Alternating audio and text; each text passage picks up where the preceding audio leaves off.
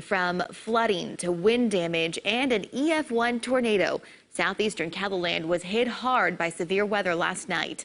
Today was all about cleanup for people in Lincoln County.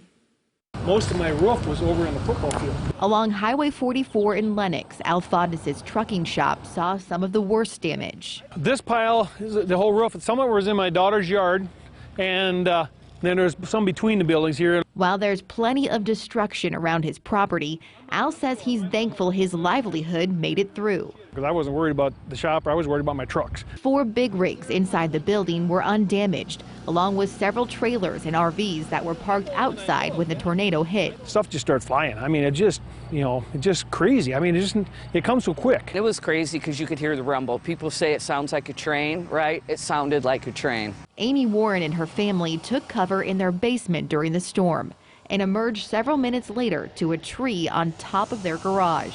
It was just trees everywhere, patio furniture everywhere, trampolines, kids' trampolines everywhere.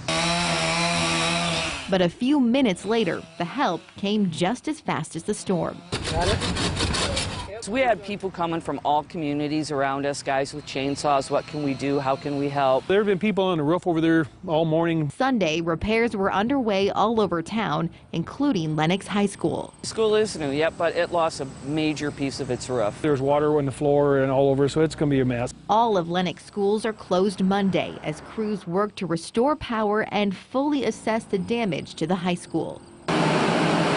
It'll be tough the next week because everybody will be displaced and we're back to school. So trying to get everybody good rest. In Harrisburg, school will continue, but many families like the BRENs are dealing with a wet headache in their basements. We put our stuff up on blocks and it's like, because there's nowhere to go with the water. It's just coming in.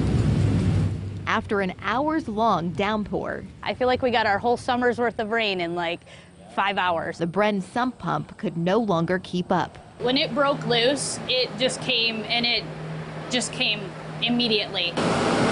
We're thankful Intech was able to get out here so quick and get fans out there, so we're hopeful that we can dry it. Just need to get as much wet out of the basement so that the humidity starts to go down and it doesn't continue to wick up your walls. Intech Cleaning and Restoration is sending staff and equipment out all over the Sioux Empire. We've got 100 phone calls, something like that, and we're getting to them as quickly as we can. It's tough to get to everything. Especially with the worker shortage at its peak. Well, we're probably short 20 or so. That was my biggest concern with the shortages of everything and the labor and how long is it going to take. A shortage that could also impact the time it takes to recover from this latest round of storms. My biggest thing is I want this shed fixed. That's my life, and like I say, I'm too dang old to be working outside in the cold weather.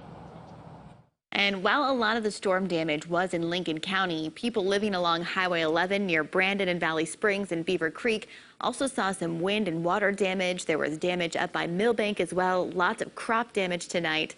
There's a lot of damage all over KENNETT.